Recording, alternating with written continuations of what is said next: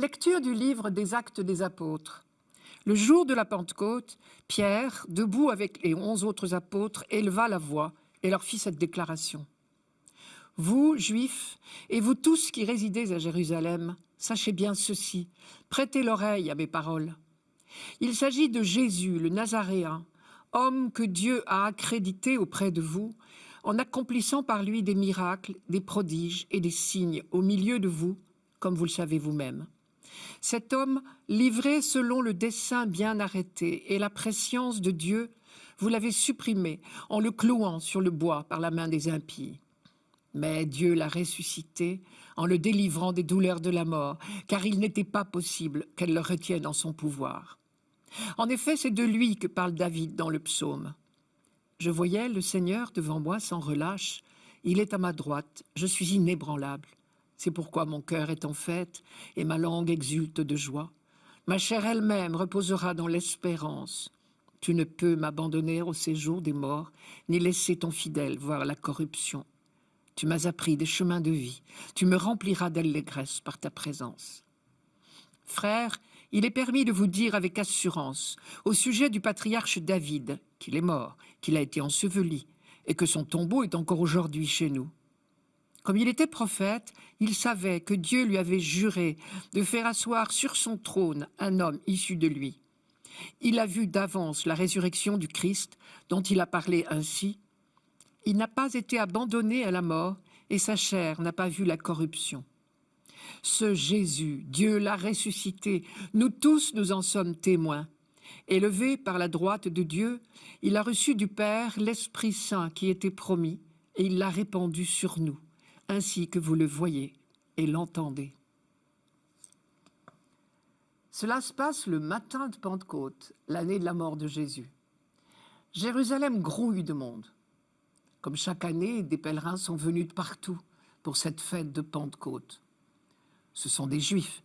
Et s'ils sont venus en pèlerinage à Jérusalem, c'est parce que, tout comme Pierre et les autres apôtres de Jésus, ils partagent l'espérance d'Israël.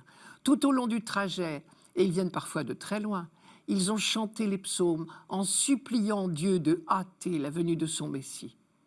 Et précisément, Pierre s'appuie sur cette espérance pour annoncer « Ce Messie que vous attendez, il est venu.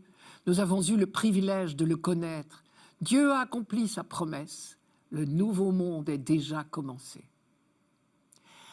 À première vue, les auditeurs de Pierre sont les hommes du monde les mieux préparés à entendre ce message, puisque toute leur vie de prière, mais aussi toute leur vie quotidienne est baignée dans la mémoire des œuvres de Dieu pour son peuple et dans l'attente du Messie, celui qui accomplira la libération définitive d'Israël et de l'humanité tout entière. Et donc Pierre insiste dans son discours sur cet aspect de continuité de l'œuvre de Dieu, qui est pour lui une évidence. Et je crois que c'est très important que nous retrouvions, nous, ce sens de la continuité de l'œuvre de Dieu si nous voulons approcher la Bible. En même temps, les auditeurs de Pierre sont aussi les moins préparés à accepter ces paroles, précisément parce que s'ils attendent le Messie depuis toujours, ils ont eu le temps de se faire des idées sur lui, des idées d'hommes. Or, Dieu ne peut que surprendre nos idées d'hommes. L'un des aspects les plus inacceptables du mystère de Jésus pour ses contemporains, c'est sa mort sur la croix. Le vendredi saint, Jésus abandonné de tous, semblait bien maudit de Dieu lui-même. Il ne pouvait donc pas être le Messie, du moins selon les idées des hommes. Et pourtant, les apôtres l'ont compris le soir de Pâques. Il était bien le Messie envoyé par Dieu. S'ils l'ont compris, c'est parce qu'ils ont vu Jésus ressuscité, ils l'ont côtoyé. Alors seulement ils ont pu s'ouvrir aux pensées de Dieu et comprendre la mission de Jésus. Pierre sait bien tout cela, et c'est pour cette raison qu'il insiste sur l'accomplissement du projet de Dieu en Jésus. Je cite, « Il s'agit de Jésus le Nazaréen, cet homme dont Dieu avait fait connaître la mission en accomplissant par lui des prodiges et des signes au milieu de vous. Cet homme livré selon le plan et la volonté de Dieu, ce Jésus, Dieu l'a ressuscité. Élevé dans la gloire par la puissance de Dieu, il a reçu de son Père l'Esprit Saint qui était promis. » Et Pierre termine en faisant appel à l'expérience de ses auditeurs. Il leur dit c'est ce que vous voyez et entendez. Et là, il parle du spectacle que donnent les apôtres désormais. Il sait qu'on ne peut devenir témoin à son tour que lorsqu'on a l'expérience de l'œuvre de Dieu. Pour les auditeurs de Pierre, qui n'ont pas été directement témoins de la résurrection, la seule expérience possible, c'est celle de voir et entendre les 12 apôtres transformés par l'Esprit Saint, à commencer par Pierre lui-même, lui qui avait succombé à la peur pendant le procès de Jésus, au point de le renier publiquement, le même qui, après la mort du Christ, se calfeutrait avec les autres disciples dans une salle verrouillée. C'est bien le même que nous retrouvons aujourd'hui, 1 mois et demi plus tard, et cette fois, il improvise un grand discours devant des milliers de gens. Celui qui avait renié son maître il n'y a pas si longtemps se réjouira bientôt d'être persécuté pour avoir trop parlé. C'est certainement l'un des plus grands miracles des Actes des Apôtres. Et quand je dis miracle, je veux dire que cette force toute neuve, cette audace, Pierre ne la puise pas en lui-même. Elle est don de Dieu.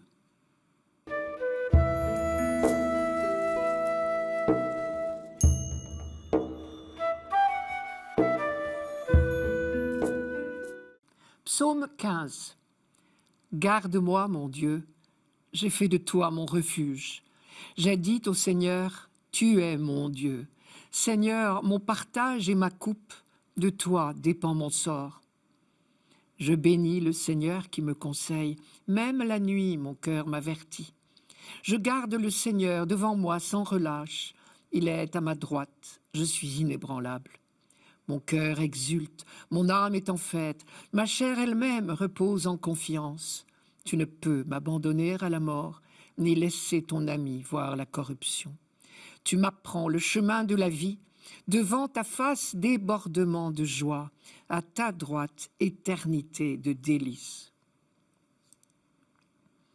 Mon cœur exulte, mon âme est en fête. Seigneur, mon partage et ma coupe, je n'ai pas d'autre bonheur que toi. C'est un prêtre qui parle. Ici, le peuple d'Israël est comparé à un lévite, un prêtre, qui demeure sans cesse dans le temple de Dieu, qui vit dans l'intimité de Dieu. La vie des Lévites consacrés au Seigneur offrait une image très parlante de la vie du peuple tout entier. Par exemple, l'expression « Seigneur, mon partage et ma coupe, de toi dépend mon sort » est une allusion à leur statut particulier. Au moment du partage de la Palestine, entre les tribus des descendants de Jacob, partage fait par tirage au sort, les membres de la tribu de Lévi n'avaient pas reçu de part. Leur part, c'était la maison de Dieu, c'est-à-dire le service du temple, le service de Dieu. Leur vie tout entière était consacrée au culte. Ils n'avaient pas de territoire. Leur subsistance était assurée par les dîmes, on pourrait dire le denier du culte de l'époque, et par une partie des récoltes et des viandes offertes en sacrifice. Du coup, on comprend cet autre verset de ce psaume que nous n'entendons pas ce dimanche, mais je vous le donne, la part qui me revient fait mes délices. J'ai même le plus bel héritage. Enfin, ils gardaient le temple jour et nuit. Et c'est ce à quoi fait allusion la formule du verset 7, « Même la nuit, mon cœur m'avertit ». On voit bien comment ce statut très particulier, privilégié des Lévites, pouvait être lu comme une image du statut particulier, privilégié du peuple élu, choisi par Dieu pour son service au milieu des nations. Mais on entend également dans ce psaume une toute autre tonalité. On entend les échos d'un danger et la supplication « Tu ne peux m'abandonner à la mort, ni laisser ton ami voir la corruption ». Ce qui prouve qu'en réalité, les choses sont moins roses qu'il n'y paraît. On ne sait pas dater la composition de ce psaume. Les circonstances auxquelles il fait allusion pourraient convenir à plusieurs époques différentes. Mais en tout cas, l'appel au secours du début « Garde-moi, mon Dieu, j'ai fait de toi mon refuge » et les affirmations répétées de confiance laissent supposer une période dans laquelle, justement, la confiance était difficile. Cet appel au secours est tout autant une profession de foi. Il traduit un combat terrible, le combat de la fidélité à la vraie foi, c'est-à-dire le combat contre l'idolâtrie, le combat de la fidélité au Dieu unique. Par exemple, un autre verset de ce psaume dit « Toutes les idoles du pays, ces dieux que j'aimais, ne cessent d'étendre leurs ravages et l'on se rue à leur suite. Cela prouve bien que Israël a parfois succombé à l'idolâtrie, mais il prend ici l'engagement de ne plus y retomber. L'affirmation « j'ai fait de toi, mon Dieu, mon seul refuge » traduit cette résolution. Et du coup, on comprend mieux combien l'image du Lévite est parlante. C'est une manière de dire, en choisissant de rester fidèle au vrai Dieu, le peuple d'Israël a fait le bon choix qui le fait entrer dans l'intimité de Dieu.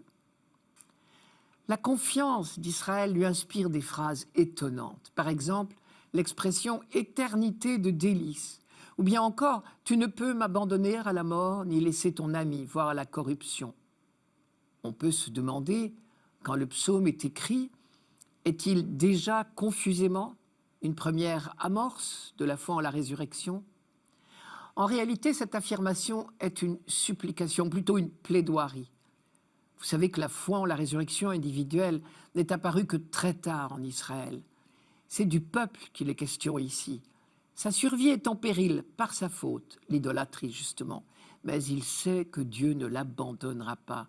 Et c'est pourquoi il affirme « Tu ne peux m'abandonner à la mort, ni laisser ton ami, voire la corruption. » C'est bien du peuple qu'il s'agit.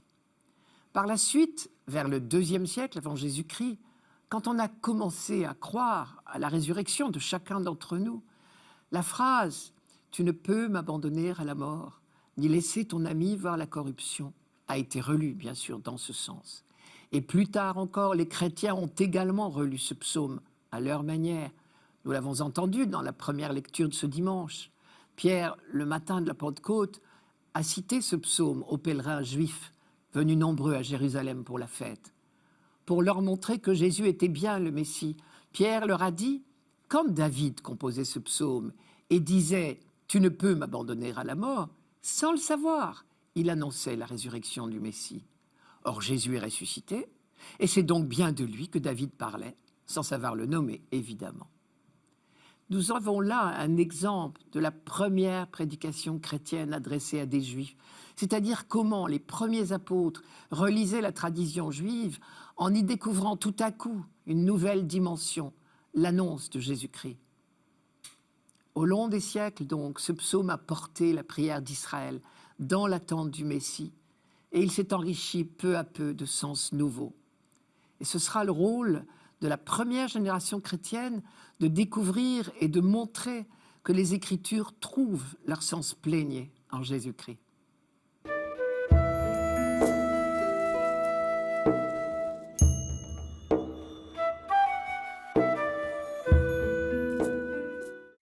Lecture de la première lettre de Saint Pierre apôtre. Bien-aimés, si vous invoquez comme Père celui qui juge impartialement chacun selon son œuvre, vivez donc dans la crainte de Dieu pendant le temps où vous résidez ici-bas en étranger. Vous le savez, ce n'est pas par des biens corruptibles, l'argent ou l'or, que vous avez été rachetés de la conduite superficielle héritée de vos pères, mais c'est par un sang précieux, celui d'un agneau sans défaut et sans tache, le Christ. Dès avant la fondation du monde, Dieu l'avait désigné d'avance et il l'a manifesté à la fin des temps à cause de vous. C'est bien par lui que vous croyez en Dieu, qu'il a ressuscité d'entre les morts et qui lui a donné la gloire. Ainsi, vous mettez votre foi et votre espérance en Dieu. Les communautés auxquelles Pierre s'adresse sont toutes situées dans ce que nous appelons aujourd'hui la Turquie. Or, il dit à ses lecteurs, « Vous avez été rachetés de la conduite superficielle héritée de vos pères. » On en déduit que ces chrétiens de Turquie n'étaient pas d'origine juive. Pierre, juif lui-même, ne dirait pas une telle phrase à des juifs. Il sait trop bien quelle espérance traverse les Écritures et à quel point toute la vie de son peuple est tendue vers Dieu. Impossible de parler d'une conduite superficielle. Mais s'il s'agit de non-juifs, comme on le croit, la première chose qui saute aux yeux dans ce simple passage, c'est le nombre impressionnant d'allusions à la Bible. Par exemple, des expressions comme « le sang de l'agneau sans défaut et sans tache », Le Père qui juge impartialement, la crainte de Dieu. Si Pierre les emploie sans les expliquer, c'est que son auditoire les connaît.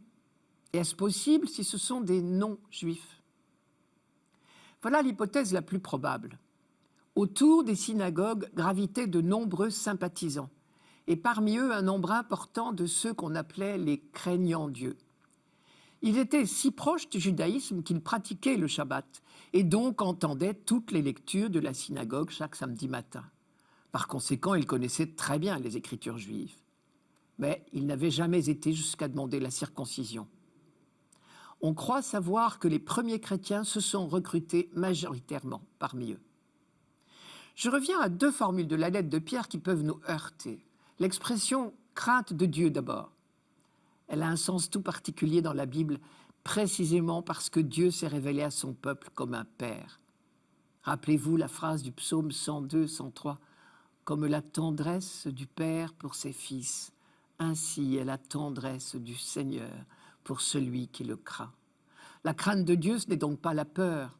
C'est une attitude filiale, faite de tendresse, de respect, de vénération et d'une confiance totale. Pierre le dit bien, « Vous invoquez Dieu comme votre Père, vivez donc dans la crainte de Dieu. » C'est logique. Vous l'invoquez comme votre Père, alors conduisez-vous en fils. Je reprends encore une fois cette phrase, mais en entier cette fois. Si vous invoquez comme Père celui qui juge impartialement chacun selon son œuvre, vivez donc dans la crainte de Dieu. D'après l'insistance de Pierre sur celui qui juge impartialement chacun selon son œuvre, on devine que certains de ces nouveaux chrétiens, qui venaient du paganisme, étaient complexés par rapport aux chrétiens d'origine juive. Et Pierre veut donc les rassurer. Il leur dit en substance, « Vous êtes fils tout comme les autres, conduisez-vous en fils tout simplement. » Deuxième formule qui risque de nous heurter.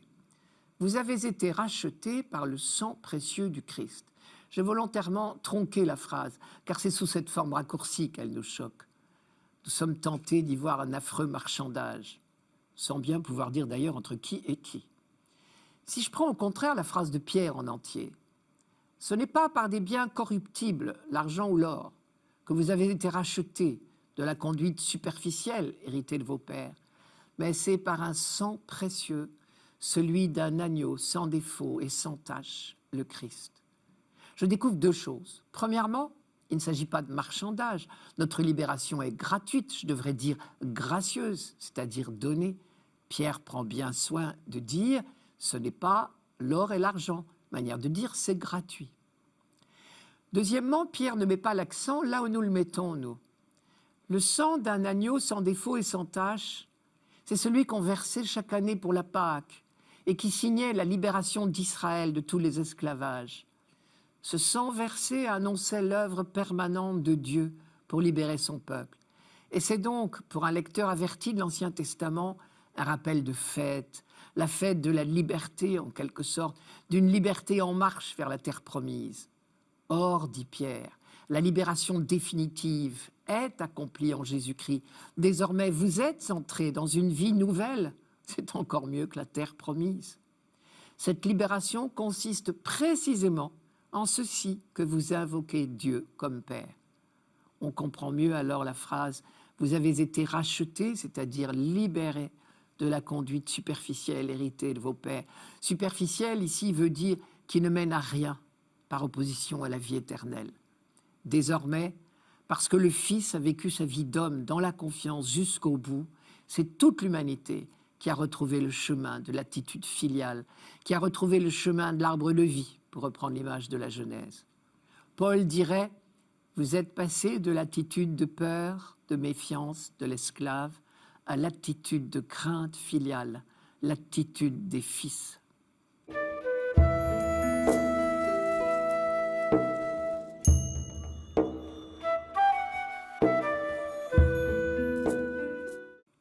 Évangile de Jésus-Christ selon saint Luc.